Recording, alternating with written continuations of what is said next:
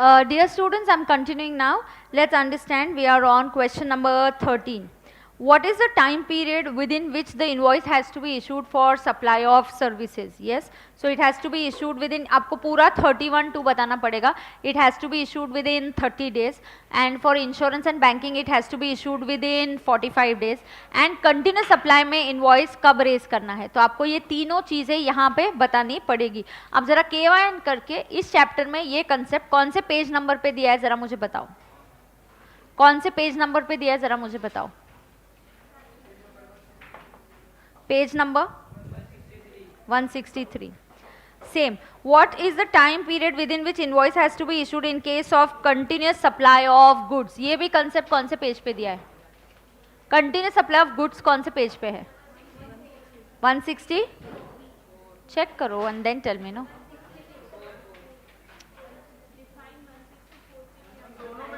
Time of supply of continuous supply of goods कौन से page पे है? 164. 164. So continuous supply of goods के केस में कब invoice raise किया जाता है? If you have a due date, on the due date. If you don't have a due date, at the time of payment. If that is also not there, and sometimes your continuous supply जो होता है, नहीं ये goods की बात हो रही है, sorry. Continuous supply of service की अगर हो तो अगर ड्यू डेट होता है तो ड्यू डेट पे, ड्यू डेट नहीं होता है तो पेमेंट के टाइम, वरना इवेंट के टाइम. अब आएंगे कंटिन्यूस सप्लाई ऑफ गुड्स के time. Continuous supply of goods के टाइम कब रेज किया जाता है मुझे बताओ. इनवॉइस कब रेज करते हैं?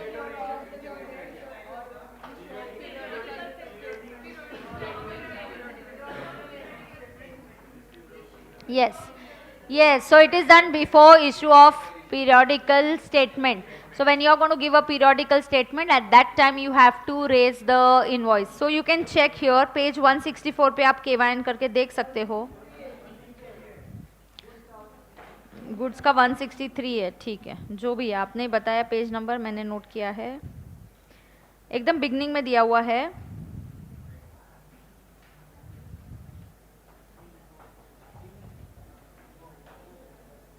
Yeah. In case of continuous supply, it has to be given before issuance of periodical statement or receipt of each periodical payment. So continuous supply of goods में invoice कब raise होना चाहिए? So this is given on page number 163. So वो question जो पूछा है उसका answer is on page number 163. Here. So it is on page number 163. What is the time period within which invoice has to be issued in case of, कितनी बार वही पूछ रहे हैं, in case of supply of continuous supply of services. Now we know यार, due date नहीं तो payment नहीं तो event. What is the time within which invoice, अरे what is the time within which invoice has to be issued where goods are being sent or taken on approval for sale? So it is when at the time of supply or within 6 months of dispatch, whichever is earlier. Is that clear to everybody? Yes. Now nobody is going to ask, but ये आपके लिए है, difference between a tax invoice and bill of supply. ये भी registered supplier होता है, but he is not under composition scheme and not selling exempted goods, so वो tax invoice raise करेगा. Bill of supply कौन raise करेगा? Is a registered supplier ही होता है, लेकिन वो composition scheme में हो सकता है, या sometimes not registered because he is selling exempted goods. BOS का मतलब है bill of supply. Bill of supply should clearly indicate he is a composition taxable person not entitled to collect tax. Not tax component. Invoice पे tax component होता है, हाँ, bill of supply में tax component नहीं होता. ये manual या ई invoicing हो सकता है, ये भी मैन्युअल या ई इनवॉइसिंग हो सकता है. अभी रेसिपिएंट को जब टैक्स इनवॉइस मिलेगा ही कैन क्लेम ITC, लेकिन रेसिपिएंट के पास अगर बिल ऑफ सप्लाई होगा तो he can not claim ITC. Correct. So recipient here, please understand, the recipient here can claim ITC, he is admissible, but here he can not claim ITC. हाँ, bill के दो काम हो सकते हैं, एक मुझे खर्चा भी बुक करना है, दूसरा मुझे ITC भी लेना है. तो बिल ऑफ सप्लाई में आपको खर्चा बुक कर पाओगे आप, लेकिन आप ITC क्लेम नहीं कर पाओगे. Now let's revise. ये समाप्त करता है पूरे चैप्टर को, इसलिए मैं ये करूँगी, मैंने ये ख़त्म होने के बाद I am going to start with the next part of it, that is input tax credit I am going to do first. Documents to be issued by the supplier. देखो सप्लायर कब डॉक्यूमेंट, टैक्स इनवॉइस कौन करता है? When there is supply of taxable, लिखो supply of taxable goods, supply of taxable G और S,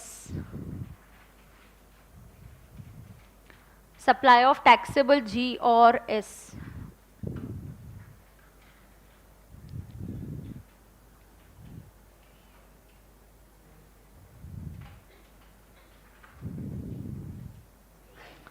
supply of क्या आया? Taxable G और S.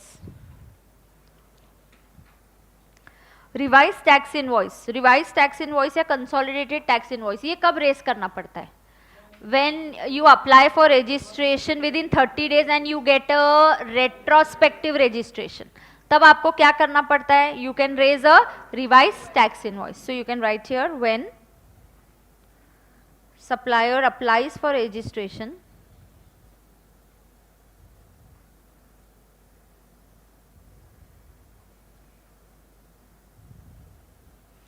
when supplier applies for registration when supplier applies for registration within 30 days, he gets retrospective registration. He gets retrospective registration.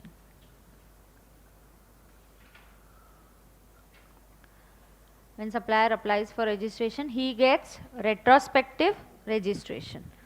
Correct? Then he can issue revised tax invoice. Correct ना?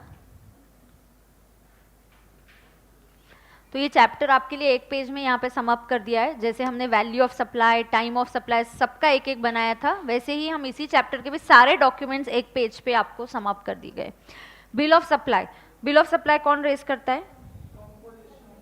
Composition supplier और supply of exempted G और S.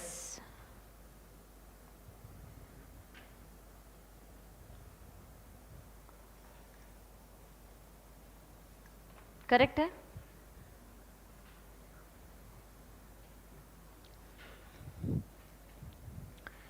Receipt voucher कब होता है? हाँ, this is raised on receiving or issued on receiving advance payment. Issued on receiving advance payment.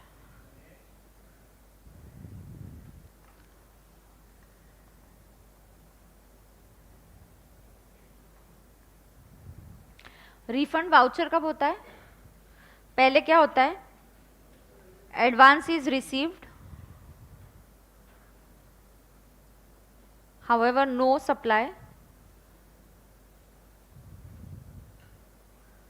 advance is received however no supply. फिर क्या करना पड़ता है? therefore payment refunded. तो जब आप पेमेंट रिफंड करोगे, payment refunded and refund voucher prepaid, and refund voucher prepaid. तो ये टाइम पे आपको क्या करना पड़ेगा? रिफंड वाउचर प्रिपेयर करना पड़ेगा. Is that clear?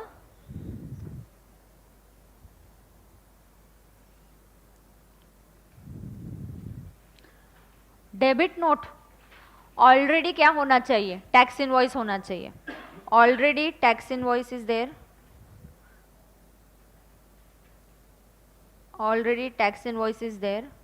और इस टैक्स इनवॉइस में क्या है? हाँ, लेकिन क्या हुआ है? Already a tax invoice is there where less amount has been charged. Already tax invoice is there where less amount is charged और लेस टैक्स इज चार्ज्ड. तो आपको बढ़ाना है इस अमाउंट को, तो कैसे करोगे? Bye issuing a debit note. Debit note is just like a invoice. तो डेबिट नोट रेज करने से अमाउंट बढ़ जाएगी. तो आपने ऑलरेडी लेस अमाउंट चार्ज किया था या less tax was charged. Understood? Credit note already क्या है, tax invoice is raised,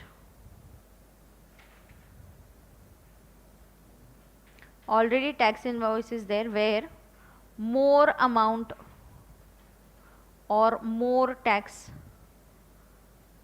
was charged, more amount or more tax was charged. अब इसको कम करना है तो कैसे कम करोगे, by raising a credit note.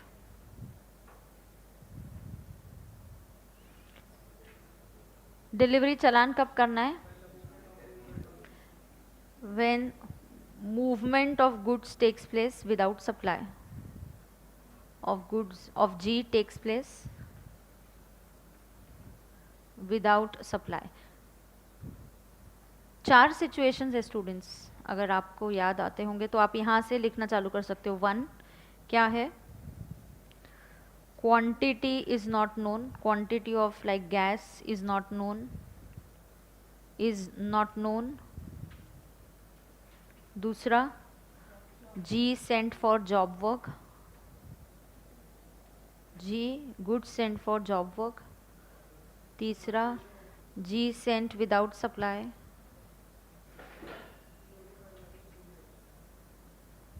And fourth, any goods notified by CBIC. आपको इसी पेज में इन एडिशन अगर आप रिवाइज करते वक्त कुछ लगता है, एक और पेज यहाँ पे स्टेपल करके तो आपके इसी चैप्टर की नोट्स की समरी बना देना please. Invoice cum bill of supply कब रेज होता है, when you raise a invoice cum bill of supply, when the supplier supplies what, taxable and exempted goods, but किसको, to unregistered recipient, unregistered spelling, unregistered recipient.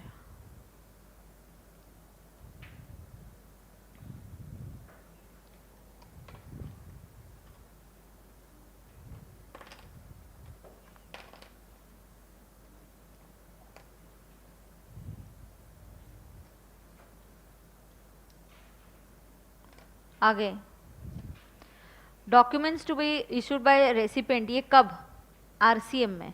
ये कब है, RCM में. Tax invoice, वो कब इनवॉइस रेज करेगा, tax invoice, recipient, yes, recipient will issue tax invoice.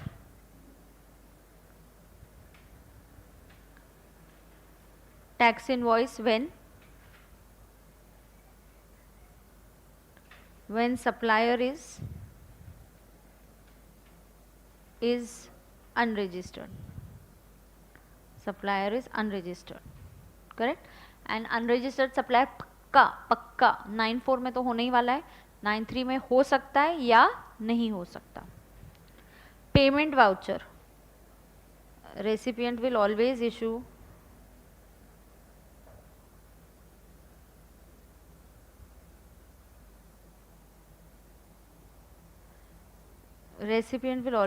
payment voucher under RCM.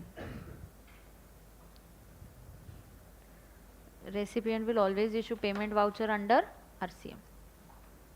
Right? Is this done? Yes, I'm going to now, at this point, I'm going to start with a new chapter.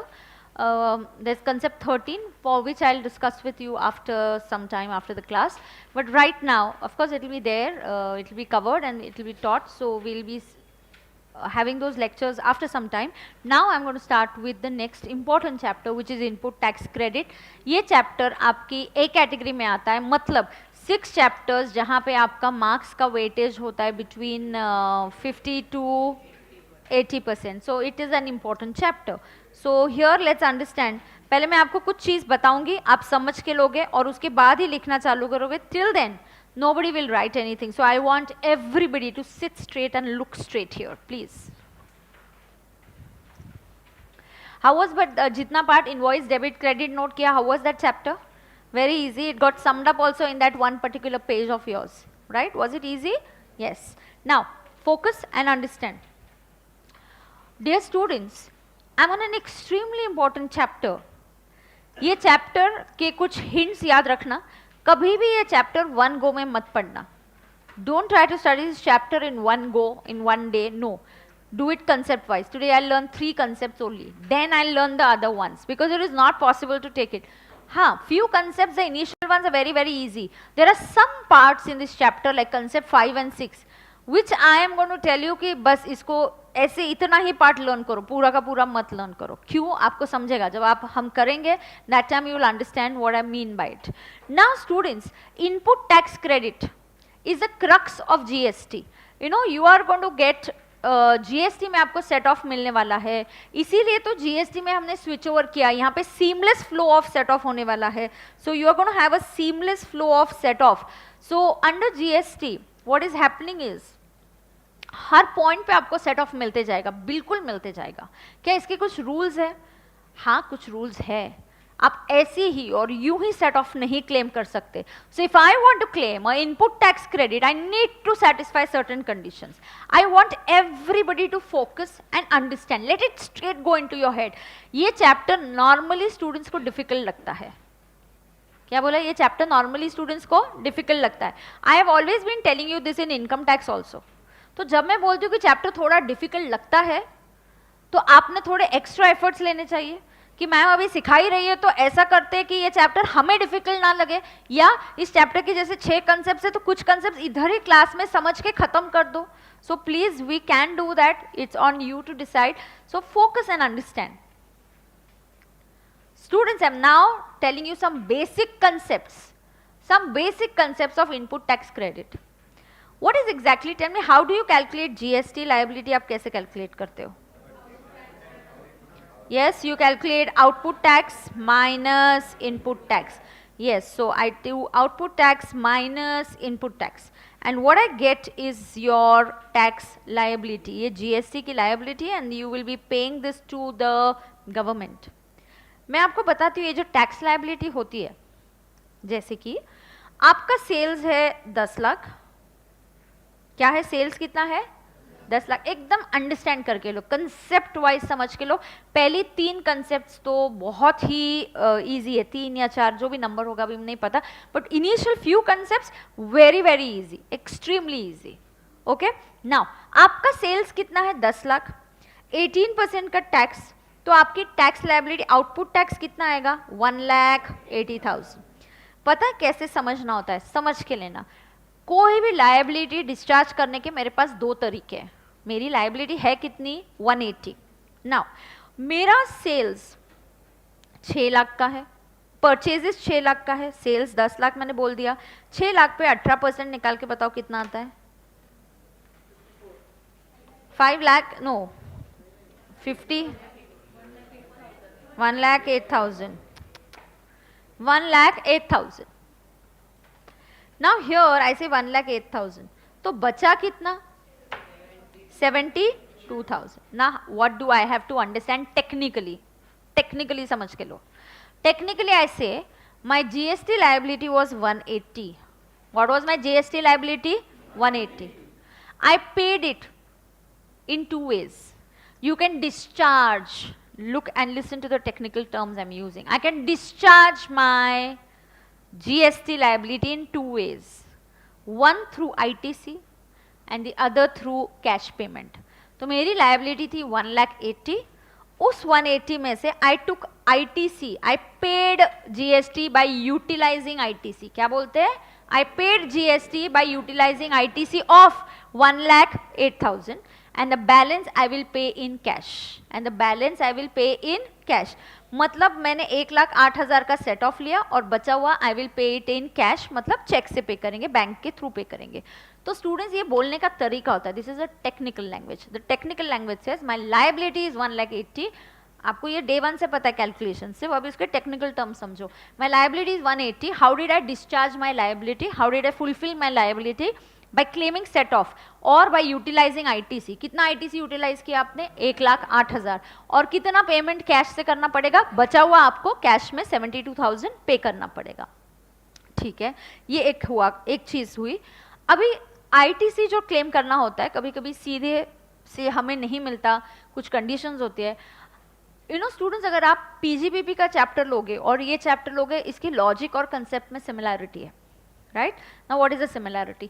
मुझे बताओ, PGBP में मैंने आपको एक basic या क्या logic सिखाया था कि अगर खर्चा बिजनेस से रिलेटेड होता है तो वो अलाउ होता है, और पर्सनल खर्चा होता है तो वो अलाउ नहीं होता। बिल्कुल उसी तरीके से अगर ये जो इनपुट्स आपने खरीदे, अगर ये बिजनेस के लिए है तो इन इनपुट्स के ऊपर आपने जो भी टैक्स पे किया उसका सेट ऑफ मिलेगा। Input should be for business purpose. अगर मैंने एसी घर पे खरीदा, क्या आप उस पर डेप्रिसिएशन लेते थे? नहीं।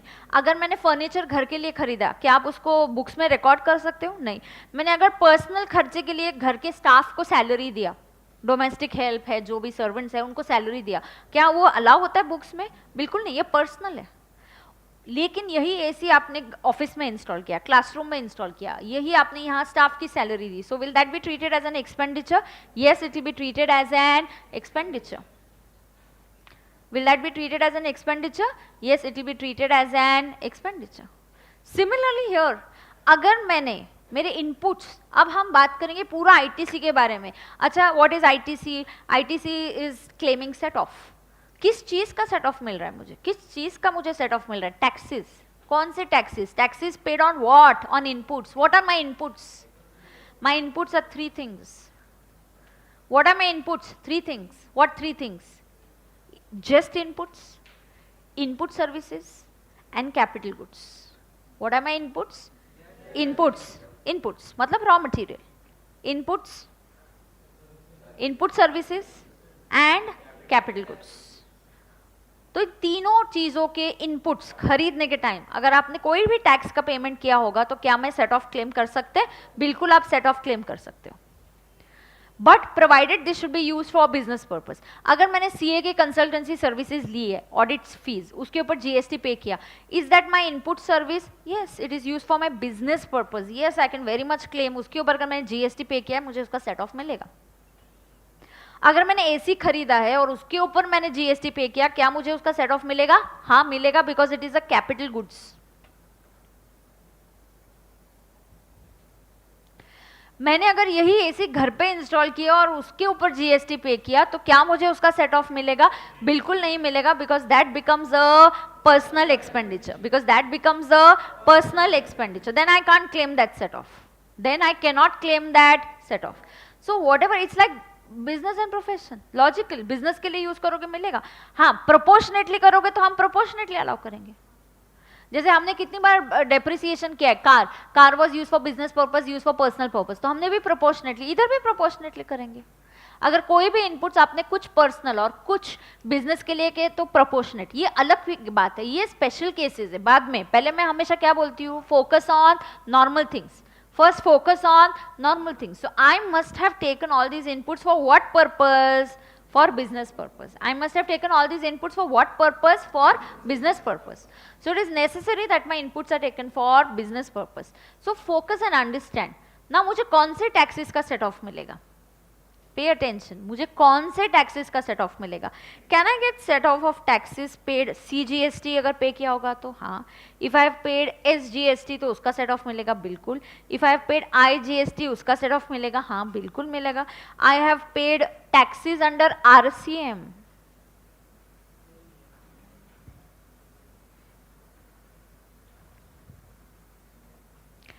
इस सेंटेंस का पहले मुझे मीनिंग चाहिए। आई have paid tax under, I have paid, मेरी बात सुनो, समझ के लो 2 minute. I have paid tax under RCM 93। तो ये इनपुट है। पहले तो आप समझो कि ये इनपुट की बात हो रही है, आउटपुट की बात हो रही है। आउटपुट पे मेरी लायबिलिटी आ गई, मैं लायबिलिटी की अभी बात कर ही नहीं रही हूँ। आउटपुट मतलब मेरे सेल्स पे लायबिलिटी कैलकुलेट होती है। मेरा जो सेल्स है उस पे हम क्या निकालेंगे? लायबिलिटी।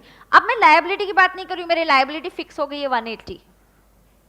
अब मुझे ढूंढना है कौन से टैक्सेस है जिसका मैं सेट ऑफ ले सकती हूँ। कौन से टैक्सेस? Input tax. ओ, ये कौन से टैक्सेस होते हैं? इनपुट, इनसाइड, तुम्हारे फैक्ट्री में, ऑफिस में अंदर क्या आ रहा है, कौन सी सर्विसेज आ रही है, आप किसकी सर्विसेज ले रहे हो? ऑडिट की सर्विसेज ले रहे हो, उसका स्टाफ आ रहा है, उधर काम कर रहा है, आपके यहाँ इनपुट सर्विस है वो। आपने मशीनरी खरीदा, वो इनपुट है। आपके यहाँ कुछ कंज्यूमेबल आ गया, आपके ऑफिस में पेंट्री है, कॉफी पाउडर आ गया, कुछ और आ गया, तो ये सब क्या है? स्टेशनरी आ गई प्रिंटिंग के लिए। These are all inputs. Now listen to this sentence very carefully. I have paid tax under RCM 93। मतलब टेक एन एग्जाम्पल, 2 मिनट सोचो कि 93 में कौन सी सर्विसेज आती है। एक आधा एग्जाम्पल बोलो। Legal services. So I have paid tax on legal services. Oh, I have paid tax under RCM on legal services. मतलब इस लीगल सर्विसेज आर इनपुट्स और are they my outputs? They are my inputs. So input पे हर जो tax आप पे करोगे उसका सेट ऑफ मिलेगा, भले ही वो RCM में हो। सुनो, ये मैंने पहले भी समझा है। ऑडिट की फीस, ऑडिट फीस ये RCM में आता है क्या? कुछ भी? अयो, ऑडिट फीस RCM में आता है?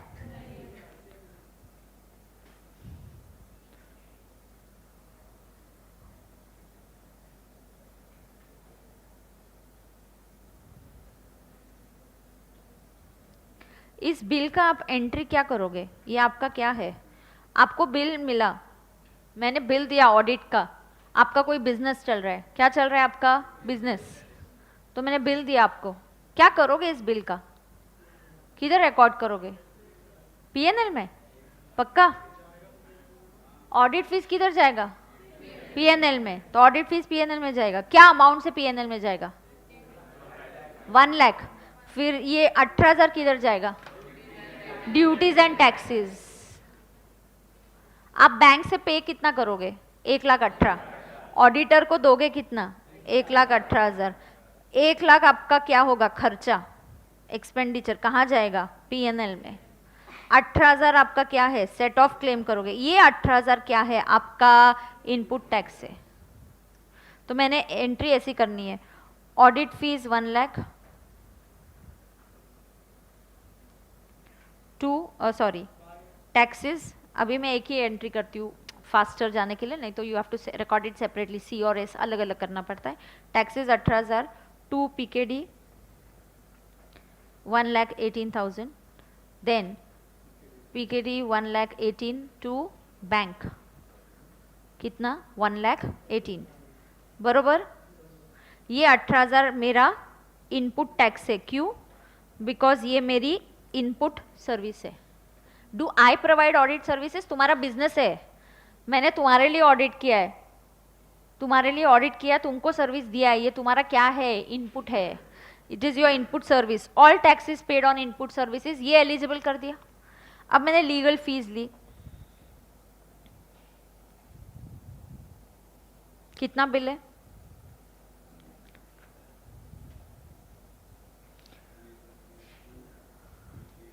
इधर नहीं, will take it from some advocate, advocate की लीगल फीस। यहाँ पे नोट आएगा, टैक्स कवर्ड अंडर RCM। मैंने तुरंत लॉयर को 1 लाख का चेक दे दिया। अब और क्या होगा? ये RCM में कवर्ड है तो मुझे क्या करना पड़ेगा?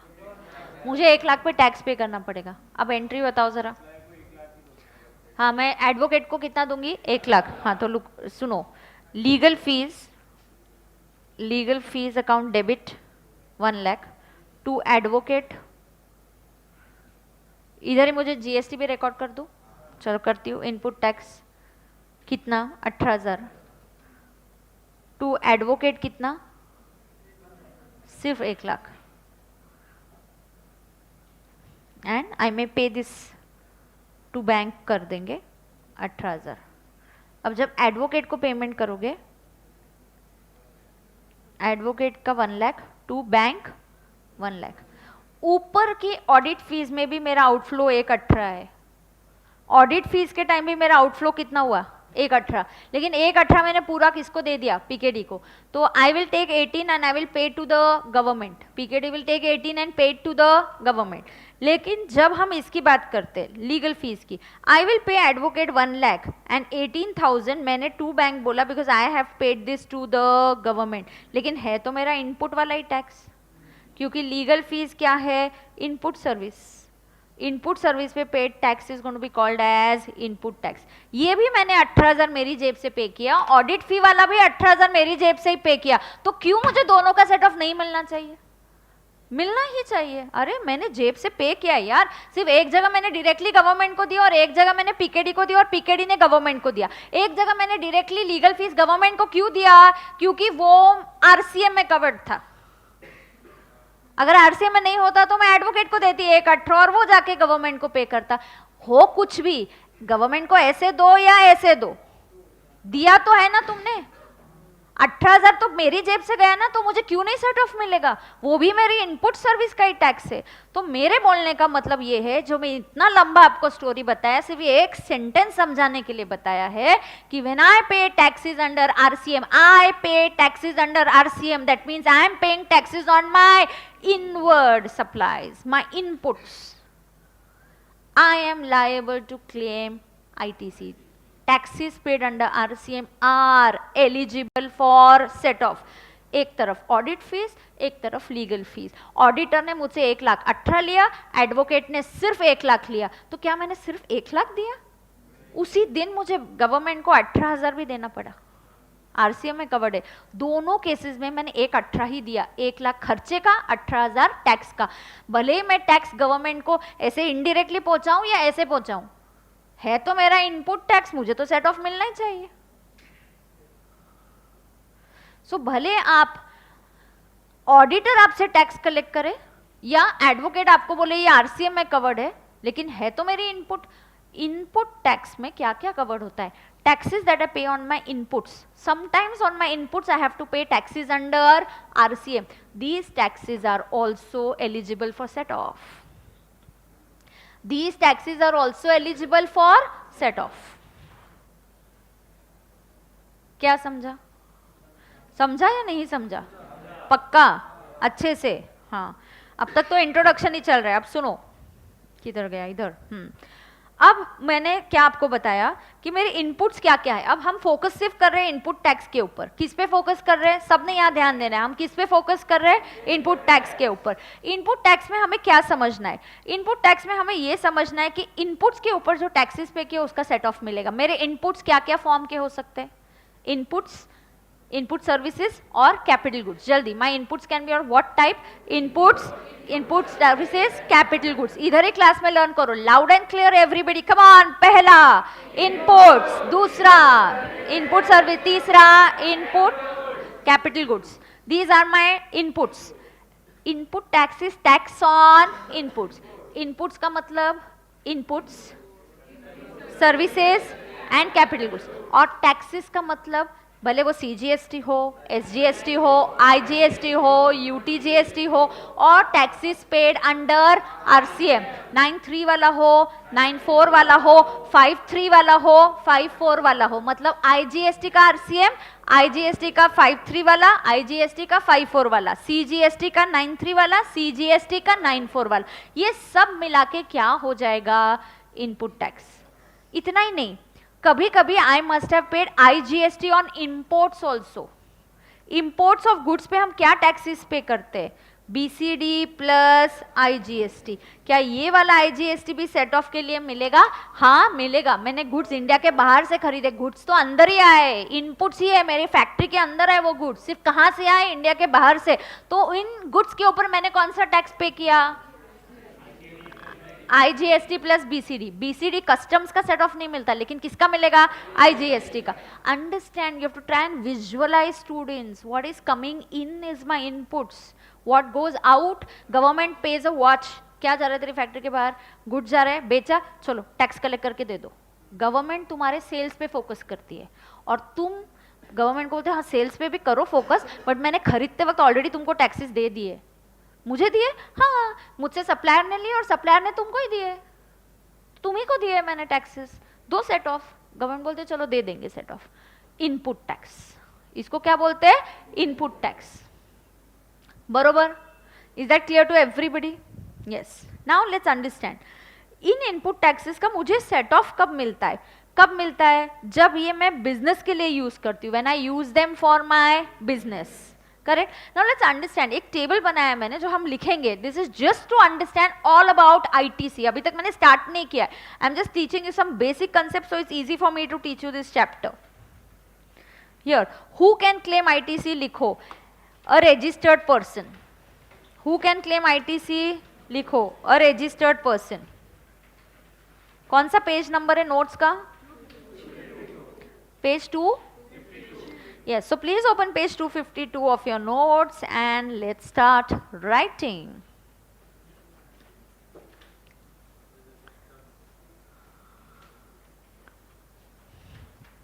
Who can claim ITC? A registered person other than composition taxpayer. क्यों रे? composition taxpayer को अलाउड है क्या आईटीसी लेना? हाँ, अदर देन कॉम्पोजिशन नहीं, कलेक्ट भी नहीं, और वो खुद ले सकता है क्या आईटीसी? नहीं. So who can claim ITC? Any registered person other than, yes, other than composition supplier tax pair.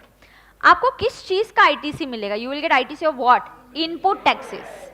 You will get ITC. आप सेट ऑफ किसका ले सकते हो? Input taxes. Input tax. What are your inputs और inward? आपके inward, आपके factory के अंदर क्या क्या आ सकता है? 3 चीजें. Inputs, input services and capital goods.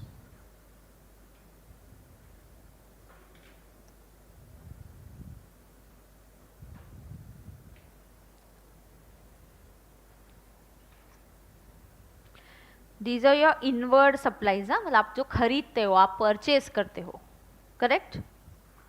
Correct है क्या? अब देखो आगे. परचेज और इनवर्ड सप्लाईज. देखो ना, अगर मुझे कुछ खरीदना है, स्टूडेंट्स ध्यान देना जरा, मुझे कुछ खरीदना है तो मैं कहाँ से खरीद सकती हूँ? With in the state. तो उसको क्या बोलते हैं? Intra state. तो ऐसे एरो करके इंट्रा स्टेट में मैंने खरीदा तो मैंने कौन सा टैक्स पे किया होगा? CGST and SGST. तो क्या मुझे इसका सेट ऑफ मिलेगा? बिल्कुल मिलेगा. आपने इंटर स्टेट परचेज किया तो आईजीएसटी. क्या मुझे इसका सेट ऑफ मिलेगा? आईटीसी. यस, इसका भी मिलेगा. इंपोर्ट्स ऑफ गुड्स किया तो क्या होगा? BCD plus IGST. मुझे किसका सेट ऑफ मिलेगा? हाँ, तो you will write ITC only of IGST. BCD को क्रॉस, उसका सेट ऑफ नहीं मिलता. बीसीडी का सेट ऑफ नहीं मिलेगा.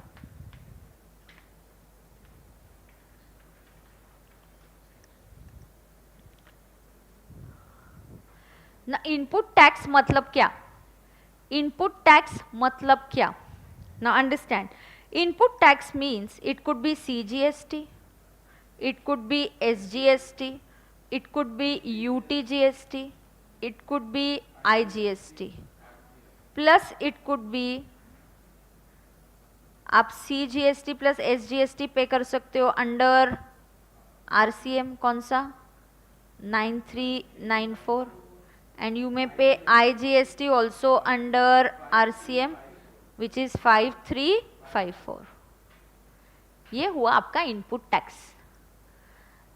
देखो, इनपुट्स में सिर्फ एक इनपुट नहीं है, 3 इनपुट्स है. और टैक्सेस में भी सिर्फ एक टैक्स नहीं है. आई am just focusing on the word input and tax. Taxes paid on my inputs. Input क्या क्या है? मशीनरी है, रॉ मटेरियल है, सर्विसेज है. और टैक्सेस क्या क्या है? सी भी हो सकता है, एस भी हो सकता है, यूटीजीएसटी भी हो सकता है, आई भी हो सकता है, कभी कभी आरसीएम वाला टैक्स भी हो सकता है. RCM is also tax on my inward only. Input tax excludes taxes under composition scheme.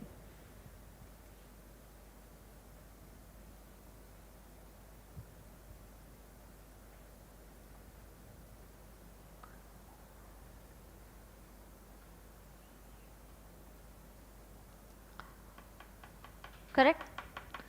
What are eligible inputs? All inputs used for business purpose. All inputs used for business purpose except blocked credit. All inputs used for business except blocked credit. मतलब सारे input जो business के लिए use करोगे क्या उसका set off मिलेगा? हाँ, उसका आईटीसी हम क्लेम कर सकते हैं. I can very much claim the ITC. Now wait, ये आईटीसी क्लेम करने के लिए कुछ रूल्स है क्या? Yes, there are rules. वही तो हम सीखने वाले. There are rules. There are rules. There are rules लिखो पहले. There are rules and conditions for claiming ITC.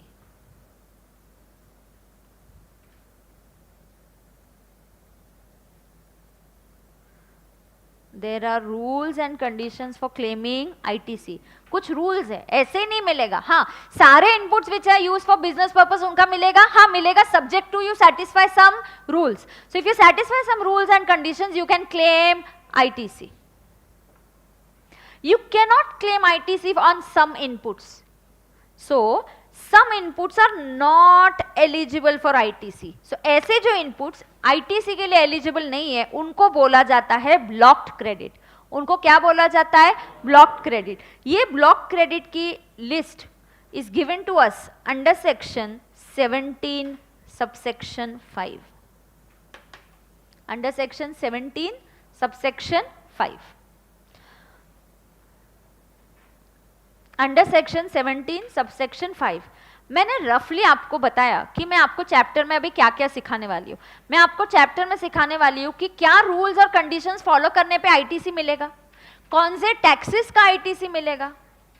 कुछ रूल्स है, कुछ कंडीशंस है, फॉलो करना पड़ेगा, बिल्कुल करना पड़ेगा. क्या ऐसे कुछ गुड्स है जिनको ब्लॉक कर दिया है, मतलब उनके गुड्स के खरीदने पे आप खरीदो, टैक्सेस पे करो, लेकिन हम आईटीसी नहीं देंगे? हाँ, कुछ गुड्स है. There is a list of some products, some inputs जिसके ऊपर आपको सेट ऑफ नहीं मिलता है, and these are called as blocked credit. I can claim ITC on all goods that are used for my business purpose except what? Blocked credit. Except blocked credit. Generally you should know, अगर supplier only exempted goods बेचता है, only exempted goods, मतलब वो only exempted goods बेचेगा तो क्या government को GST पे करेगा? Matching principal. तुम्हारे सेल्स पे तुम टैक्स नहीं दे रहे तो तुम्हारे परचेजेस के जो टैक्सेस है उसका सेट ऑफ तुमको नहीं मिलेगा. So no ITC at all. Students ये इजी है और ये वाला इजी है. थर्ड सिचुएशन में प्रॉब्लम आता है. देखो, एक सिचुएशन में तुम सिर्फ एग्जम्प्टेड गुड्स देते हो, बच गए. Matching principal. तुम्हारे गुड्स कौन से? एग्जम्प्टेड. तुम टैक्स पे करते हो क्या? गवर्नमेंट को नहीं, मतलब तुमको सेट ऑफ भी नहीं मिलेगा. दूसरा, तुम सिर्फ टैक्सेबल गुड्स बेचते हो. क्या गुड्स बेचते हो? सिर्फ टैक्सेबल. अच्छी बात है, सारे इनपुट्स का सेट ऑफ लेके जाओ except block credit. Block credit का सेट ऑफ किसी को भी नहीं मिलता. अगर तुम सिर्फ टैक्सेबल गुड्स बेचते हो तो सारा का सारा सेट ऑफ ले लो, तुम्हारे जो इनपुट्स है. हमेशा सोचो इस चैप्टर को डिफिकल्ट क्यों लगता है स्टूडेंट्स को. इसमें एक एंगल नहीं है. आउटपुट के बारे में बात किया तो लायबिलिटी, गवर्नमेंट को कलेक्ट करके देना है. इनपुट के बारे में बात किया, तुम्हारा खर्चा, तुमने इसके ऊपर टैक्स पे कर दिया है, गवर्नमेंट को बोलना मैं वापस नहीं पे करूंगा, मैंने परचेस करते वक्त थोड़ा सा टैक्स दिया है, उस थोड़े से अमाउंट का मुझे सेट ऑफ दे दो. अब प्रॉब्लम किधर आता है? When I am supplying taxable as well as exempted, तो प्रोपोर्शनेट करना पड़ेगा. अच्छा, टैक्सेबल गुड्स वाला आईटीसी कौन सा है? उतना ही सेट ऑफ मिलेगा. जो एग्जम्प्ट वाला है उतना नहीं मिलेगा. तो प्रोपोर्शनेट क्रेडिट. तो मैं आपको इस चैप्टर में ये सारे रूल सिखाने वाली हूँ. मैं आपको रूल्स और कंडीशन सिखाऊंगी. मैं आपको सिखाऊंगी कि कौन से ब्लॉक क्रेडिट है. मैं आपको सिखाऊंगी कि अगर आधा टैक्सेबल, कुछ टैक्सेबल और कुछ एग्जम्प्ट है तो उसको प्रोपोर्शनेटली कैसे बाइफर्केट करते हैं. And some special cases of ITC also we are going to learn. समझ में आ रहा है इस चैप्टर में हम क्या सीखने वाले? हाँ. Now let us understand one or two simple definitions. Already you know capital goods, ये learn करना है.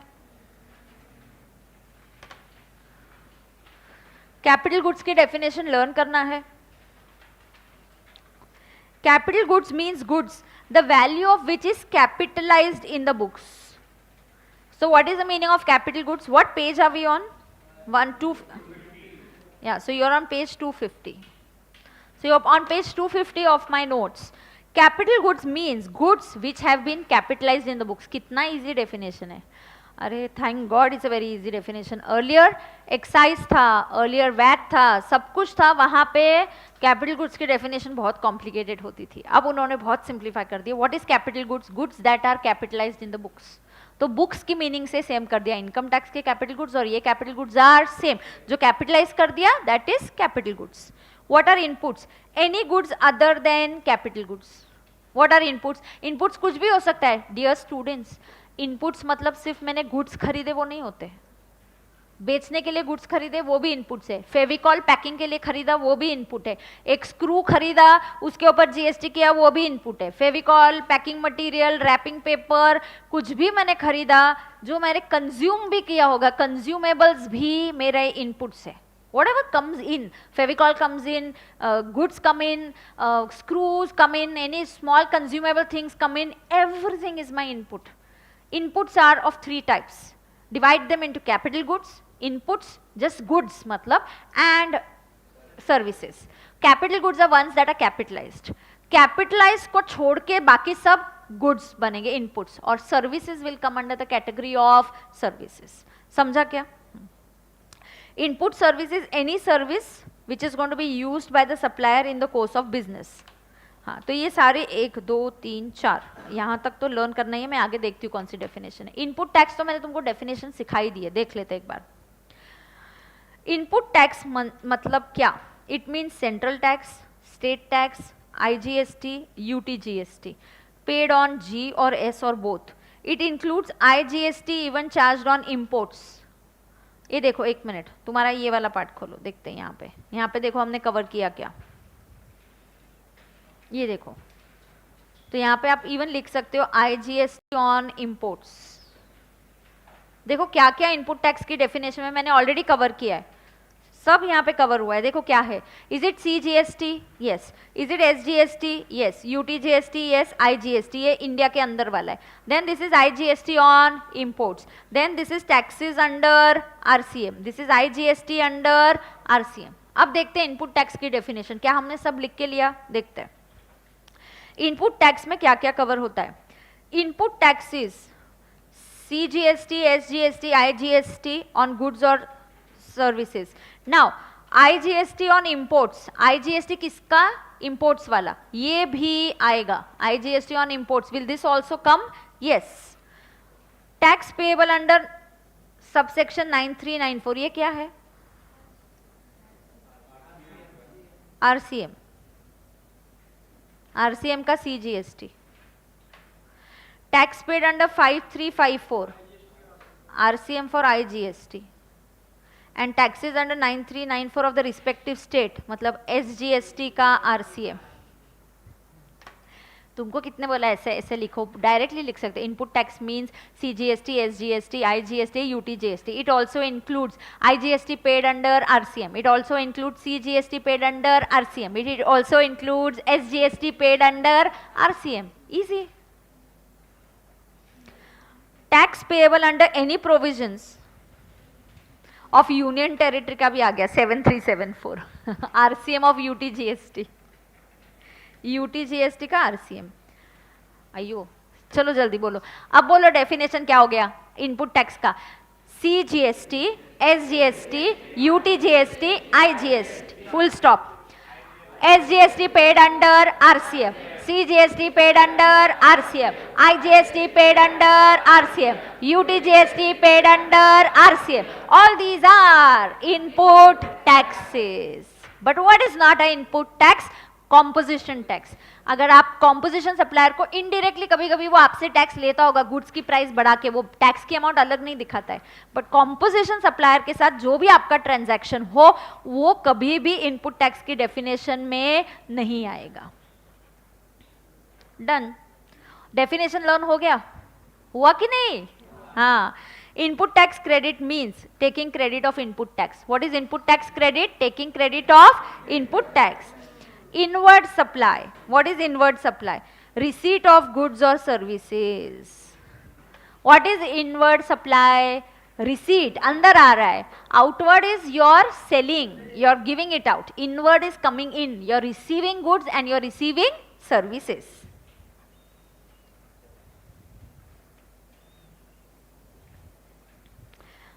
Motor vehicles.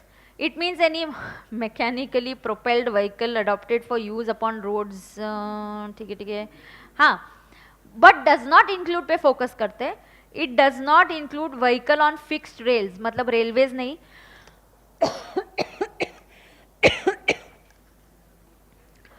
Or a vehicle of special type adopted for use in a factory or enclosed premises, or vehicle having less than 4 wheels fitted with engine capacity of not exceeding 35 cubic centimeters, cubic meters, cubic cc में होता है ना उसका.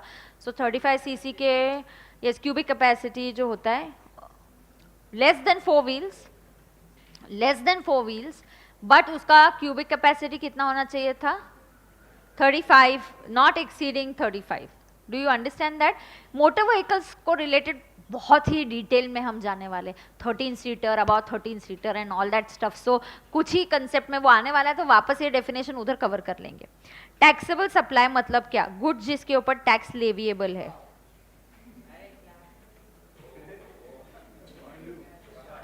अयो ये 2108 मतलब this is 108th definition. ये देखो 2 सबसेक्शन 108. एक्ट में इतनी नहीं तो डेफिनेशन है, पहले एक्ट खोलो तो सेक्शन 2 के ऐसे डेफिनेशंस और डेफिनेशंस ही चलती जाती है जीएसटी में. तो अब जीरो रेटेड सप्लाई 2-3 स्टार दे दो, वहां पे 2-3 स्टार मार्क डाल दो वहां पे. पहले कर दिया. Zero rated supply means what? Means supply of goods और सर्विसेज और बोथ. एक्सपोर्ट्स को जीरो रेटेड माना जाता है, बहुत ही इंपॉर्टेंट है ये. जीरो रेटेड या supply to sale to SEZ. So export और सेल टू SEZ इसको जीरो रेटेड माना जाता है. क्यों? इसको एक बेनिफिट दिया है, वो तुमको थोड़ी देर में समझेगा. थोड़ी देर में, अभी 10-15 मिनट में समझिए, कुछ ही देर में समझ में आ जाएगा. पहले जीरो रेटेड सप्लाई म्हणजे काय? म्हणजे काय? लवकर म्हणजे काय? पहले तो exports and supply to SEZ. Export and supply to SEZ इसको क्या बोलते हैं? Zero rated supply. बरोबर. चलो अभी हम chapter. Dear students, we are learning GST. I am teaching you the chapter of input tax credit. ये जो सब्जेक्ट है आपके ग्रुप 1 में आता है. आप CA इंटरमीडिएट की पढ़ाई कर रहे हो. आपका एग्जाम है जो 2 नवंबर को May. Your November is over right now. Your exam is in May. So May 2020 we have to write the exam. Exam का भी बहुत टाइम है ना? हाँ. अब हम करने वाले पहले हमारा सिलेबस खत्म. सो हम अभी करेंगे ITC का जो चैप्टर है. मैं आपको कुछ रूल्स पढ़ा रही हूँ. कुछ रूल्स सेटिस्फाई करने पे आपको ITC का क्रेडिट मिलेगा. You will get the credit. You get the credit if I satisfy certain conditions. Now pay attention. Listen. मैं आपको अभी कुछ conditions बताऊंगी. Students, now there are certain conditions which I have to satisfy. एकदम ध्यान से और क्लास में लर्न हो जाना चाहिए, ठीक है? There are certain conditions that have to be satisfied if I want to claim ITC. पहला condition. Every registered person shall be entitled to ITC charged on inward supply of goods or services subject to certain conditions. पहले तो ये किसको मिलेगा? Who is eligible? Who will get ITC? Every registered person. अगर आप registered हो तो आप ITC बिल्कुल भी क्लेम कर सकते हो. क्यों? Matching concept. आप रजिस्टर्ड हो तो गवर्नमेंट आपसे टैक्स लेगी. ये टैक्स लेते वक्त आपको ITC मिलेगा, सेट ऑफ मिलेगा और फिर बचा हुआ टैक्स गवर्नमेंट को देना पड़ेगा. हाँ. ITC is available on goods and services. कौन सी goods and services which are used for business? Obviously यार, अगर मैं PGBP में भी बिजनेस वाला ही खर्चा होता है तो बिजनेस वाले असेट्स पे अगर GST पे किया है तो हम ITC क्लेम कर सकते हैं. ITC जो होता है, now it is not available 10 I tax paid on goods और services which are intended to be use for non business purpose, non business purpose वाला आईटीसी अवेलेबल नहीं होता। स्टूडेंट्स, आईटीसी जो आप क्लेम करते हो it is credited to your electronic credit ledger. पता है जीएसटी में गवर्नमेंट आपके नाम के 3 लेजर मेंटेन करती है, गवर्नमेंट अकाउंटिंग करती है आपके लिए, 3 लेजर मेंटेन करती है, एक क्रेडिट लेजर, एक कैश लेजर, एक लायबिलिटी लेजर। गवर्नमेंट बोलते है तुम्हारा लायबिलिटी रिकॉर्ड होगा, इसमें कैश में तुमने कितना कैश पे किया वो रिकॉर्ड होगा, और क्रेडिट लेजर में तुमने कितना आईटीसी ले रहे तुम वो भी हम रिकॉर्ड करके रखेंगे, तो सारा हिसाब किताब क्लियर हो जाएगा। Proper ledgers are maintained on the GST portal. ये लेजर्स की बात मैं आपको इसके अगला जो चैप्टर सिखाऊंगी पेमेंट ऑफ जीएसटी, उसमें ये लेजर्स, तीनों लेजर्स, वो अगला जो चैप्टर इसके बाद वाला वो तीनों सिर्फ लेजर्स पे ही बेस्ड चैप्टर है। ओके तो फटाफट, who can get ITC, who can get ITC? Every registered person. On which inputs? Used for business purpose. Okay, if inputs are used for non-business purpose. Very good. Now what are the 4 conditions? 4 conditions satisfy करने पे A, B, C, D, 4 conditions satisfy करने पे हमको क्या मिलेगा? ITC मिलेगा। कितनी conditions satisfy करनी पड़ेगी? 4. So on satisfying 4 conditions, government is going to give you ITC. पहला, you must have possession of a tax paying document. आपके हाथ में टैक्स पेइंग डॉक्यूमेंट होना जरूरी है। मतलब अगर मैंने पांडु को बिल ऑफ सप्लाई दिया तो पांडु तेरा अकाउंटेंट आईटीसी क्लेम कर सकता है क्या? नहीं क्लेम कर सकता है। मैंने अयो बात मत करो, हाँ तो देखो ये मेरे पास अगर कोई इनवॉइस है, मैंने इनवॉइसेस पहले से बनाए थे, इस इनवॉइस के ऊपर आपको दिखेगा नहीं, वर्ड्स लिखे हुए हैं टैक्स इनवॉइस। सो अगर टैक्स इनवॉइस ये वर्ड लिखा हुआ होता है, ये जो इनवॉइस है इसमें टैक्स का अमाउंट अलग से दिखाया जाता है, इसके पेमेंट पे अगर ये पांडु आता है मेरे से गुड्स लेता है, पैसे देता है और ये बिल लेके जाएगा, आजा मैं नाम, मुझे पेन स्केच पेन दे दो, मैं नाम चेंज करती हूँ। मैंने यहाँ गया राम दया राम के बनाए थे, आजा स्केच पेन देना, स्केच पेन चाहिए यार। अरे मार्कर नहीं है क्या किसी के पास? हाइलाइटर, मार्कर, अच्छा कुछ तो होना चाहिए ना। हाँ तो मैंने बिल पे नाम क्या लिखूं? Pandu. Is this a tax invoice? हाँ तो देख पांडु कितने अमाउंट का बिल लेके जा रहा है तू? 1 लाख का। और नो 1,18,000। सुनो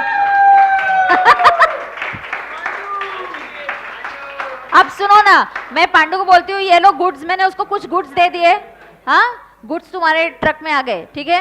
और सुनो तुमको बिल दे दिया 1,18,000 का, तुम पेमेंट कब करोगे? तुम बोलो मैं क्रेडिट पीरियड है क्या? पूछो क्रेडिट पीरियड है क्या? हाँ है तो पांडु बोलता है कोई क्रेडिट पीरियड है क्या? मैंने बोला हाँ क्रेडिट पीरियड है। हाँ अब अकाउंटेंट तू इधर आजा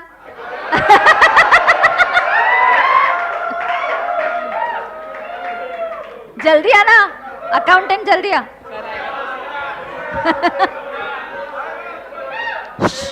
एक मिनट आजा, थोड़ा इधर आजा, उसको जगह। हाँ अब सुनो, आए नीचे उतर, कितना लंबा है तू? हाँ कितना लंबा है? अब सुनो, पांडु क्या करेगा? ये बिल दे दिया मैंने उसको, बरोबर? हाँ अकाउंटेंट को दे। हाँ अकाउंटेंट तू टीवी में नहीं आ रहे, अंदर आ। हाँ। अब देखो अकाउंटेंट जो है, सुनो ना, मैंने पांडु को बिल दिया, पांडु ने किसको दे दिया? अकाउंटेंट। अभी अकाउंटेंट तू इसका क्या एंट्री करने वाला है? ये तेरा खर्चा है और 18,000 का टैक्स है, इसका क्या क्लेम करेगा? आईटीसी। हाँ तो वो ड्यूटीज एंड टैक्सेस में डालेगा, इसका आईटीसी क्लेम करेगा। सपोज ये अकाउंटेंट अभी घर जाते जाते रास्ते में सो गया और सुनो ये घर जाते जाते सो गया और ये बिल जो है उसके हाथ से गिर गया।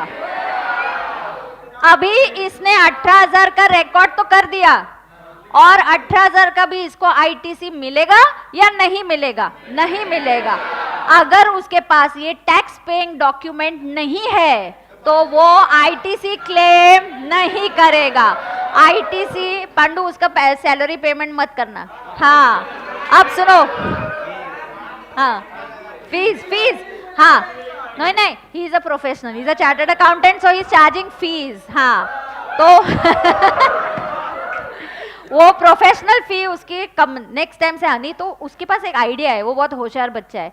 तो वो क्या बोलता है, we will call for a duplicate invoice. तो वो डुप्लीकेट इनवॉइस मंगाएगा और उस बेसिस पे अभी वो सेट ऑफ क्लेम कर पाएगा। तो तुम ये इनवॉइस लेके जाओ, मैं चेक का वेट कर रही हूँ, ठीक है? चेक बना के फिर आ जाना, जाओ अभी बैठो, जाओ। वो बिल रख तेरे पास, मुझे और काम है, मैं बुलाने वाली हूँ वापस। हाँ सुनो अभी आगे। पहला कंडीशन, स्टोरी सुनो। पहला कंडीशन है you should have possession of a tax paying document. Now what is a tax paying, now listen, quite. What is a tax paying document? A tax paying document could be what I gave him, a tax invoice. हाँ, पांडु ने कुछ goods import किए, उसके ऊपर भी tax pay किया, अब उसका tax paying, see understand your tax paying documents could also be a debit note. Sometimes मैं डेबिट नोट, अभी मैंने उसको 1 लाख का बिलिंग किया, मेरे अकाउंटेंट ने गलती कर दी, उसने बिल कम चार्ज किया, तो मैं उसको पांडु को क्या भेजूंगी, डेबिट नोट। तो डेबिट नोट पे भी जीएसटी आएगा, तो क्या उसका भी उसको सेट ऑफ मिल सकता है? हाँ। So any tax paying document क्या क्या हो सकते? So tax paying documents could be circle tax invoice, it could be a debit note, a bill of entry. Why bill of entry? Bill of entry is used for imports. Bill of entry imports के लिए होता है। Imports वाला जो IGST होता है उसका भी मुझे सेट ऑफ मिलेगा, तो उसके लिए मेरे पास बिल ऑफ एंट्री रखना चाहिए।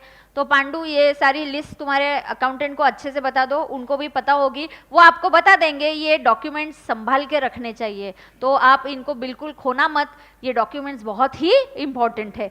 रिवाइज टैक्स इनवॉइस, आइयो रिवाइज टैक्स इनवॉइस क्या है पता है क्या तुमको? हाँ, तो वही तो था ना, वो बैकलॉग वाले पीरियड का मैंने टैक्स कलेक्ट किया, रेसिपिएंट उसके बेसिस पे भी आईटीसी ले सकता है। तो मेरे पास टैक्स इनवॉइस हो, डेबिट नोट हो, बिल ऑफ एंट्री हो, रिवाइज टैक्स इनवॉइस हो, इन सब का मुझे सेट ऑफ मिलेगा। मैंने तो खुद के टैक्सेस पे किए आरसीएम में, उसका भी सेट ऑफ मिलेगा। तो उसके लिए इनवॉइस इशूड बाय रेसिपिएंट भी चलेगा, या payment voucher, proof of payment. तो जब रेसिपिएंट अपना पेमेंट वाउचर बनाएगा, आरसीएम वाली सर्विसेज पे भी वो सेट ऑफ क्लेम कर सकता है। So you must be in the possession of this document. ये डॉक्यूमेंट खो गया तो आपको सेट ऑफ नहीं मिलेगा। Now documents based on ITCs, the documents based on which ITC is being taken should contain at least the following. And Pandu check, तेरे invoice जो है उसमें ये सारे नाम कंटेंट्स है क्या, चेक करो उस इनवॉइस पे, दोनों चेक करो। अमाउंट ऑफ टैक्स चार्ज है क्या, हाँ, तो ही तुमको सेट ऑफ मिलेगा। Description of goods and services, value of goods, GSTIN number supplier का, जीएसटीआईएन नंबर रेसिपिएंट का, एंड प्लेस ऑफ सप्लाई अगर वो इंटरस्टेट सप्लाई हो तो। ये सारी चीजें आपने चेक करनी चाहिए, डॉक्यूमेंट पे है, मतलब आपको श्योर शॉट अभी आईटीसी मिल सकता है। ये पहला कंडीशन। क्या है पहला कंडीशन? बिल को खोने मत देना। पहला कंडीशन क्या है? बिल को खोने मत देना। ओके हाँ, अकाउंटेंट को सोने मत देना, बिल को खोने मत देना, ठीक है। चलो अगला, रिसीट। सुनो अगला, रिसीट ऑफ गुड्स और services. Now very very important. Pandu के साथ मैंने ट्रक में गुड्स भेज दिए, हाँ ट्रक में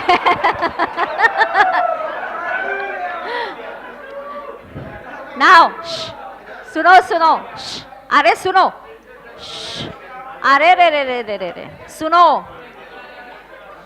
हाँ, मैंने पांडु के यहाँ पे गुड्स भेज दिए, अगर उसको गुड्स मिल गए, he received the goods, he can claim set of. अगर आज मैंने सिर्फ बिल दिया, पांडु इधर आजा बिल, हाँ देखो मैंने उसको बिल दे दिया, लेकिन पांडु बोलता है मैंने उसको गुड्स दिखाए, बोलता है ऐसे गुड्स नहीं चाहिए मुझे। क्या बोलता है? नहीं चाहिए, ठीक है। तो पांडु बोलता है ऐसे गुड्स नहीं चाहिए, तो मैं बोलती हूँ ठीक है, मुझे इस पे काम करना पड़ेगा और 1 महीना भर लगेगा, तो चलेगा क्या? हाँ चलेगा तो पांडु बोलता है चलेगा। तो अब सुनो, उसको बिल आज मिला, लेकिन गुड्स कब मिलेंगे? अगले महीने। बिल कब मिला? आज। गुड्स कब मिलेंगे? अगले महीने। अब उसको सेट ऑफ भी अगले महीने मिलेंगे। जब गुड्स मिलेंगे तभी सेट ऑफ मिलेगा. Goods must be receive.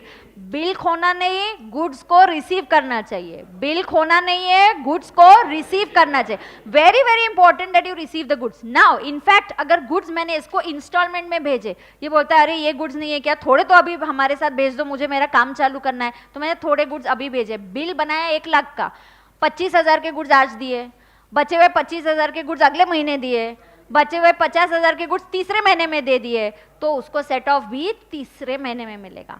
He will get set off on receipt of the last instalment. तो अगर तुम्हारा अकाउंटेंट अभी सेट ऑफ ले रहा है तो उसको बोलना अब मत लेना, मुझे गुड्स नहीं मिले. ए जग रहा है वो अच्छे से. हाँ अब सुनो, सुनो सुनो, हाँ सुनो. आँख खोल के कोई सोता है क्या, कुछ भी बोलता है.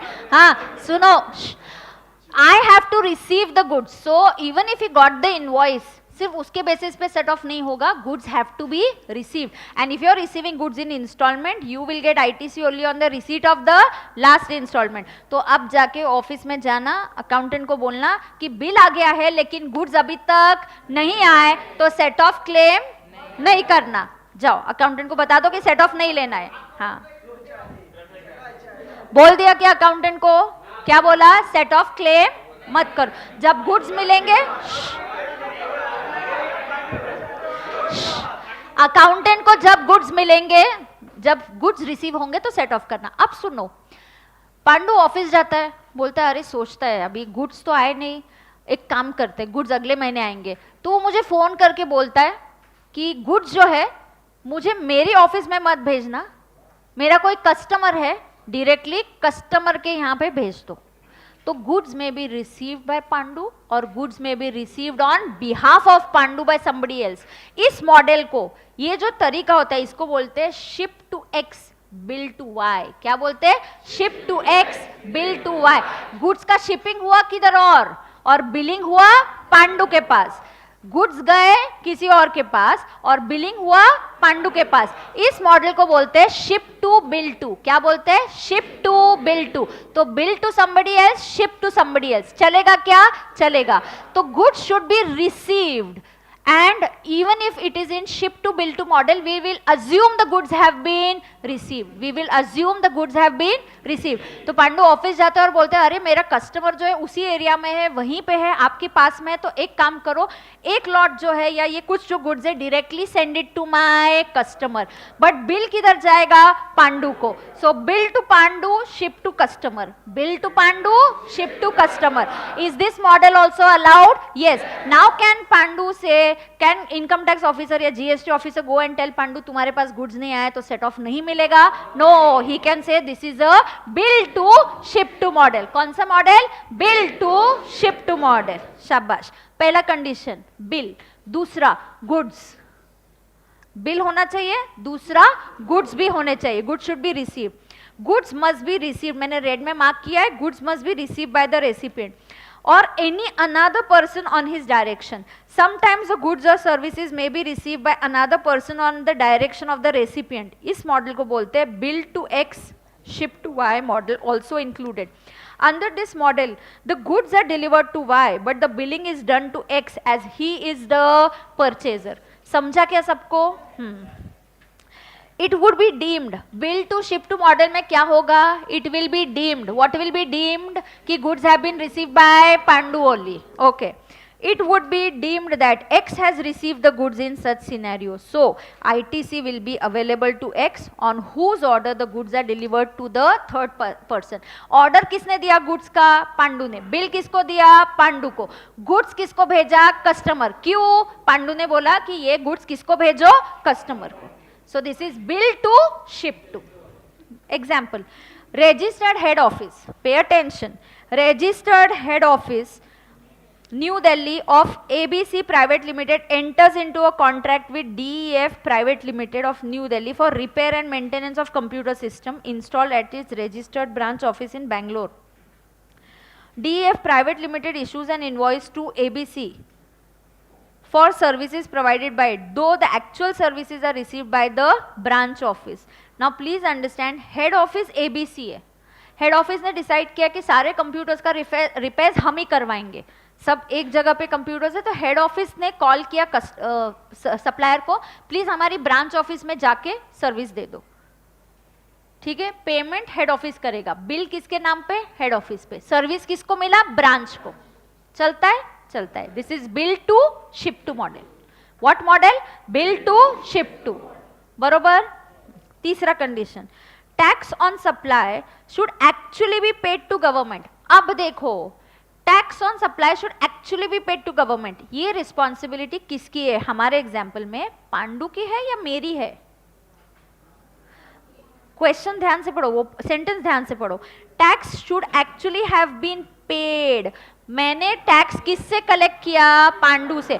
ये बात अलग है कि पांडु ने अब तक मुझे चेक नहीं दिया, उससे भी रिलेटेड एक कंसेप्ट है। तो पांडु तुम्हारा चेक रेडी करना, एक पेपर पे लिख के रखना, मैं लेने वाली हूँ वो चेक। सुनो, अब सुनो, अब देखो, पांडु ने मैंने तो बिल दे दिया, मेरा टीओएस अप्लाई हो गया, मैंने आज इशू कर दिया क्या, I am a supplier, forward charge, मुझे टैक्स पे करना है आज, TOS is equal to I date, तो आई डेट के हिसाब से आज बिल मैंने बना दिया, राइट। सो बिल बना दिया तो मेरा तो सप्लाई का हो गया, मुझे तो गवर्नमेंट को 18,000 देना पड़ेगा, भले ही पांडु ने मुझे पैसे नहीं दिए, भले ही उसने मुझे पैसे नहीं दिए, मुझे तो 18,000 गवर्नमेंट को देना ही पड़ेगा।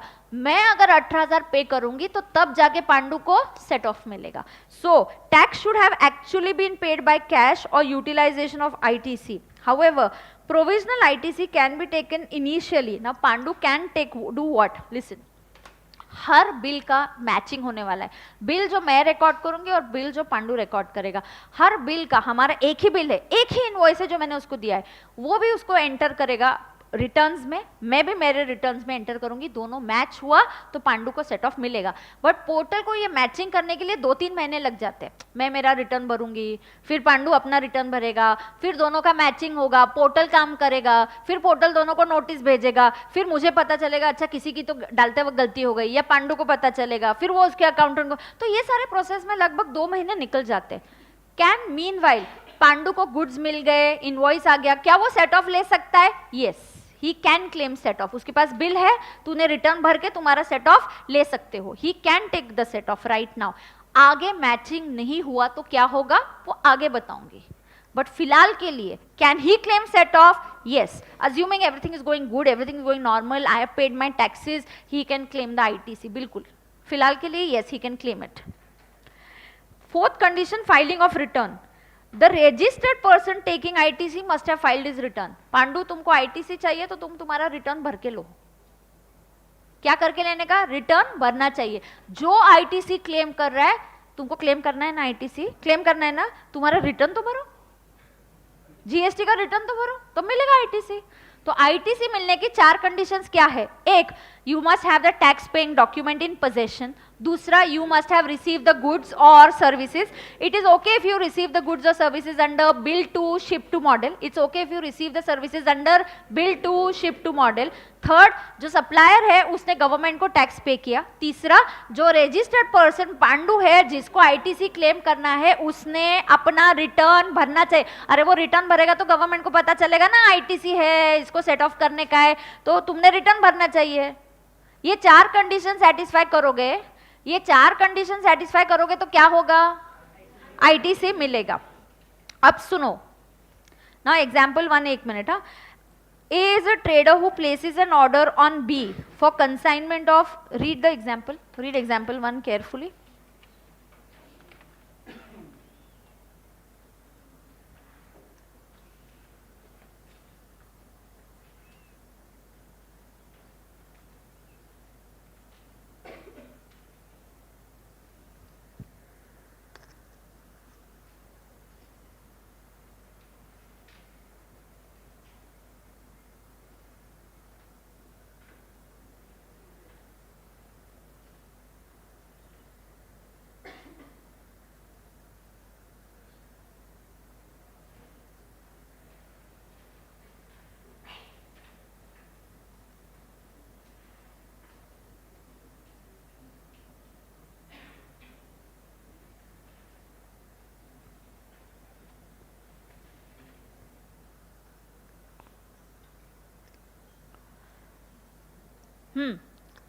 though the goods are not physically received at the premises of A, can you get ITC of the goods?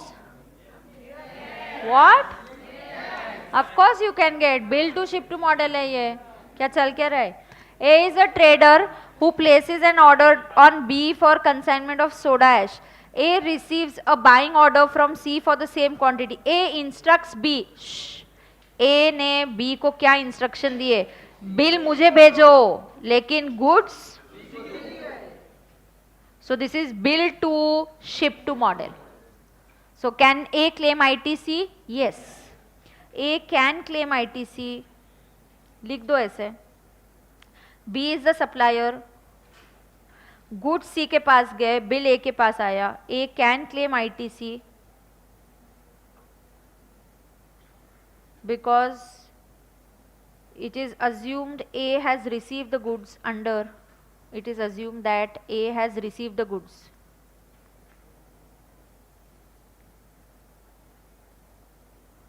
It is assumed that A has received the goods. It is assumed that A has received the goods. This is bill to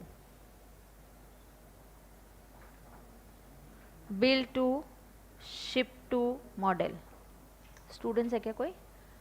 This is bill to, हाँ, this is नहीं, this is bill to ship to model. कौन सा model है? This is bill to ship to model. A has supplied services. A has supplied services worth 1 lakh to B. A has supplied services worth 1 lakh to B. A is a registered person and has recovered GST at appropriate rate from B. However, A has not issued tax invoice. तो can be claim ITC? B को tax invoice मिला ही नहीं है, उसके पास tax paying document है क्या? नहीं. So can B claim ITC? No, B cannot claim ITC because he does not have tax invoice. पहला condition क्या है? You must be in the possession of the document. हाँ, write down. B cannot claim ITC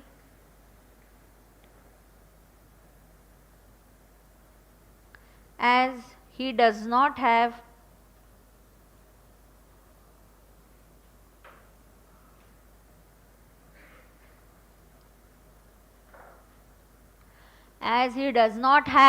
tax invoice. B cannot claim ITC as he does not have tax invoice. Is that clear to everybody? हाँ, पढ़ती हूँ ना. Example 3. A supplies goods to B. A ने क्या किया? ए done ना? यहाँ तक समझा ना सबको? समझ में आ रहा है ना सबको? हाँ, बोल. क्या हुआ उसके पहले में? क्या हुआ? No, then we'll change. 1 minute, wait. A is a, no, let's read. A is a trader who places, I'm reading example 1. A is a trader who places an order on B for consignment of soda ash. A receives a buying order from C for the same quantity. A instructs B to deliver the goods to C and in return he raises the bill. अभी कैसा हुआ है? B will raise, correct है, B ने invoice raise किया. B raises an invoice in the name of A and A raises an invoice in the name of B. C. A raises an invoice in the name of C. तो correct है? तो correct ही है ना? And he raises, he का मतलब यहाँ पे A raises. Reading से काफी clear है, no confusion. देखो, मैंने गुड्स किससे खरीदे? बी से. तो बी बिल किसके नाम पे देगा? मेरे नाम पे. मेरा कस्टमर है सी, तो मैंने सिर्फ रिक्वेस्ट क्या किया बी को कि तुम क्या करो? मैंने रिक्वेस्ट क्या किया बी को कि तुम सिर्फ गुड्स वहां पे भेजो, बिल मेरे पास ही भेजो, मैं तुमको पेमेंट करता हूं. सीधी बात है. This is concept is mainly bill to ship to. So very simple. B ने बिल ए को भेजा, फिर ए ने इनवॉइस सी को भेजा. समझा क्या? हाँ. B raises the invoice in the name of A. A raises the invoice in the name of C. Third one. A supplies goods to B. A क्या करता है? A supplies goods to B, issues a tax invoice, collects GST. A supplier है, but A does not pay GST to the government. Can B claim ITC? No. B cannot claim ITC as the supplier A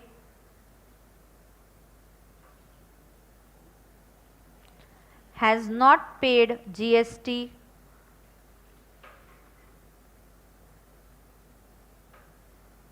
as the supplier A has not paid GST to the government. समझा क्या? As the supplier A has not paid GST to the government. So what are the following 4 conditions that should be satisfied for claiming ITC? क्या 4 conditions है? 1, आपके पास किस चीज का possession होना चाहिए? Possession of tax paying document. रखा है ना संभाल के? हाँ, तो लिखो पहला possession of tax paying document.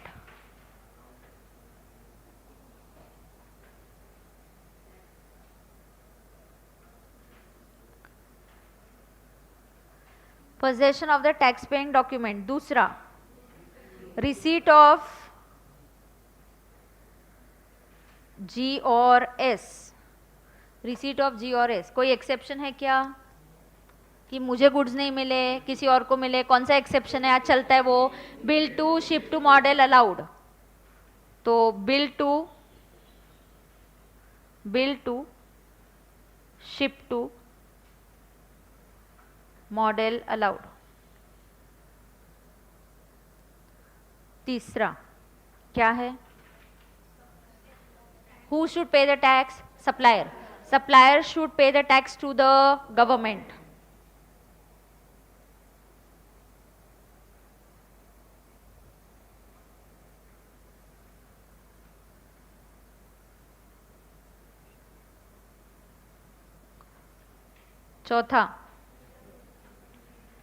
चौथा किस पे कंडीशन है?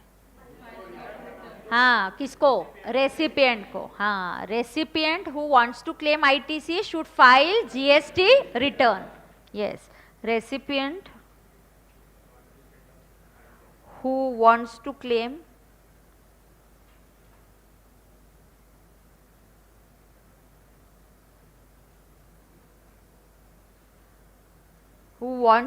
ITC should file GST returns.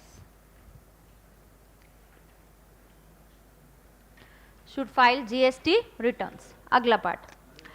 पहला ये तो मैंने सिखा दिया है.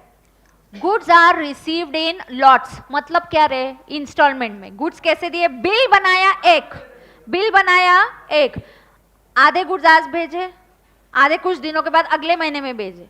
तो कब वो सेट ऑफ ले सकता है? लास्ट इंस्टॉलमेंट मिलने पे. When you receive the last installment. ये एक फेवरेट क्वेश्चन आता है इंस्टीट्यूट को, उनको पसंद है. आईटीसी का पूरा चैप्टर ही फेवरेट है. क्या? आईटीसी का पूरा चैप्टर फेवरेट है. एक जगह पे मत मार्क करो important. No no no no, entire chapter is important. Yes, so no marking here. Goods are received. Yes, ITC के चैप्टर के उधर मार्क करो. Favourite chapter of ICI. ICI का फेवरेट चैप्टर है. Goods received in lots. अयो बात मत करो. 40 on 40, 40 on 40, 40 on 40. हाँ, time on time. Exact 6 I leave you. Exact 1 minute भी लेट नहीं. पक्का. अच्छे बच्चे एकदम. Goods received in lots. सुनो ना, goods are received in lots. ITC is available on receipt of last installment if the goods are received in lot or installments. इतना ही. Example देखो उसका. मतलब ITC कब मिलेगा? जब लास्ट इंस्टॉलमेंट मिलेगा तब बिच ITC लेने का. कब भी लेने का? तब बिच मतलब कभी. Last installment. Take ITC on last installment. Example, XYZ makes an advance payment in August and orders 10 metric tons of a particular chemical which is in short supply. The supplier of the chemical raises a bill for the entire amount. Entire amount का bill मैंने अगस्त में दे दिया. Bill कब हुआ? अगस्त में. Chemical is delivered in lots. कौन था? आनंद. Chemical is delivered. Chemical is delivered in lots over a period of 3 months and the supply is completed in November. ITC कब लेने का? November. अच्छे बच्चे लिखो. ITC can be claimed in November. Why in November? Claimed in November on receipt of last installment. ITC to be claimed in November on receipt of last installment. On receipt of last installment. अब पांडु की बारी आई. Check किधर है? Pandu check है क्या? अब मैं पांडु को फोन कर रही हूँ. फोन उठा ही नहीं रहे. पांडु को फोन कर रही हूँ. पांडु मेरा पेमेंट किधर है? अब सुनो. पांडु बिल लेके गया आज. पांडु बिल लेके गया आज. मैंने गुड्स भी दे दिए. पेमेंट दिया ही नहीं. क्या नहीं दिया? पेमेंट दिया ही नहीं. तुमको तुम लोगों का प्रूफ है. देखो वो बिल लेके गया. चेक दिया क्या मुझे? नहीं.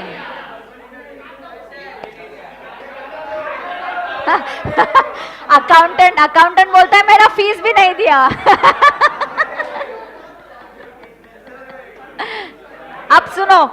अब सुनो ना. तुम सिचुएशन देखो जरा कि मैंने उसको बिल दे दिया. मैंने बिल आज दे दिया. अगले महीने की 20 तारीख को मेरे को रिटर्न का ड्यू डेट आ गया. अगले महीने की 20 तारीख मैंने मेरी जेब से 18,000 निकल के दे दिया क्योंकि पांडु ने तो पेमेंट किया ही नहीं. मुझे 1,18,000 पांडु से आना था. 18,000 मैंने भर दिया गवर्नमेंट को. फिर मैं फोन लगा रही हूँ. 2 महीने हो गए, 3 महीने हो गए, 180 डेज खत्म हो गए. पांडु कितने डेज खत्म हो गए? 180 डेज. कितने डेज खत्म हो गए? 180 डेज. अब देखो सुनो. अब मैंने बोला, अब मैंने पांडु को मैसेज डाला. वो फोन ही नहीं उठा रहा है मेरा. तो मैंने पांडु को मैसेज टाइप किया. सुनो, मैंने उसको मैसेज डाला, you have not done the payment, now 180 days are over. Pandu has to sue moto on his own, has to reverse the ITC. This is the law and this is the provision. If government comes to know from your books of accounts, they will see in his books bill has been entered but payment has not been done. Payment is outstanding for more than 180 days. Pandu ने जो 18,000 का ITC लिया वो उसको reverse करना पड़ेगा. तुमने जो ITC 18,000 का लिया वो तुमको रिवर्स करना पड़ेगा. मतलब तुम्हारी 18,000 से लायबिलिटी बढ़ेगी.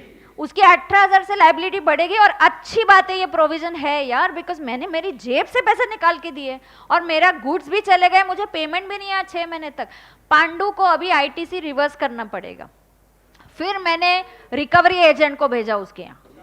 हाँ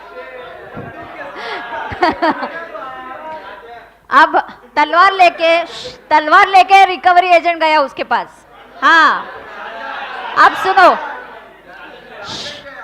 तो रिकवरी एजेंट जब उसके पास गया, पांडु ने on don't concept miss out हो जाएगा प्लीज. पांडु ने exactly after 190 days, you know, I waited 180 days, 180th day खत्म होने पे उसके अकाउंटेंट ने उसका ITC रिवर्स करना चाहिए.